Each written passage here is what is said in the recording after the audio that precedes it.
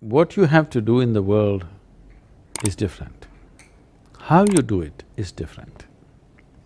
When you talk about pressure, you're not talking about what to do and what not to do, you're talking about how of life. If running a design school is becoming a big pressure, living as a whatever, a business person is becoming a pressure, don't do it, just walk the beach. But there also pressure, isn't it? So the pressure is not because of the job or the position that you've taken. Pressure and stress is happening because you do not know how to conduct your body, how to conduct your mind and how to conduct your emotions. This human mechanism, this is the most sophisticated gadget on the planet. Have you read the user's manual? That's the whole problem. If you deal with that, outside situations are a play. To what extent can you play? Maybe you cannot play like me, but you will play to the best of your capability and that's fine. You don't have to play like somebody else, but you must play to the best of your capability. If that doesn't get explored, when you're pressured, it will not get explored. When you're pressured, when you're stressed, you will not live to your full capability. Even the silly things cannot be done when you're under pressure. If you're in a certain level of calmness and sweetness within you, your body and your intelligence will work at its best. So, this is about playing this life out. This is not about proving something to somebody. It is just that if you want to succeed, it's only success that ultimately everybody around you will respect, okay? If you want to succeed, you must learn to harness your physical body and your mind the fullest possible way.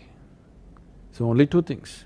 And of course, harnessing the external situations, but that harnessing the external situations essentially depend upon how well you can harness your own intelligence and your body. Now when you're creating pressure, on one level what it means is, your intelligence has turned against you. It's not working for you, it is working against you.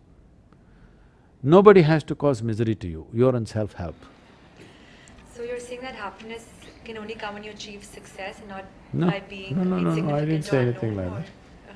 I'm saying only if you're happy, your body and mind will function at their best. If they function at their best, depending upon your individual competence and the situations around us, how they play out.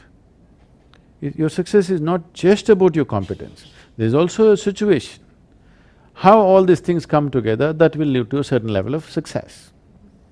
So I'm saying the way you are is the first step, what you do is the next step. But everybody is trying to fix it the other way around and it'll never work. The first time I came to United States, wherever I went, I heard this term, stress management. I could not understand because in my understanding, we manage things which are precious to us. Our families, our businesses, our money, our property, whatever is precious to us, we will manage that.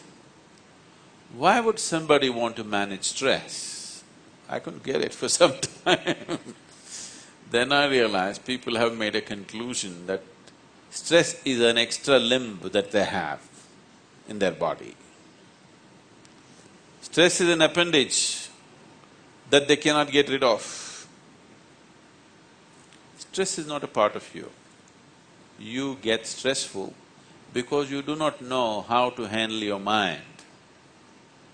No attention has been paid as to how to handle this mind, how to handle this emotion, how to handle this body, how to handle these energies. Nothing has been done about it. You're managing such a sophisticated system accidentally. So you being stressful is a natural outcome of such unconscious living. There is no other way to be. Don't think your job is stressful. Now you're a student. Being a student is stressful. If you don't find employment when you come out of the college, that is stressful. If you get a job, even more stressful. If you don't get married, that is very stressful. If you get married,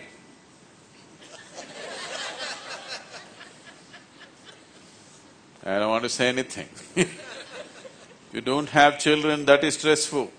If you have children, you pull your hair out with stress. So, it is not your job or your life situations which are stressful. Stress is happening to you because of your inability to manage your own system. Not knowing how to manage the system is stressfulness.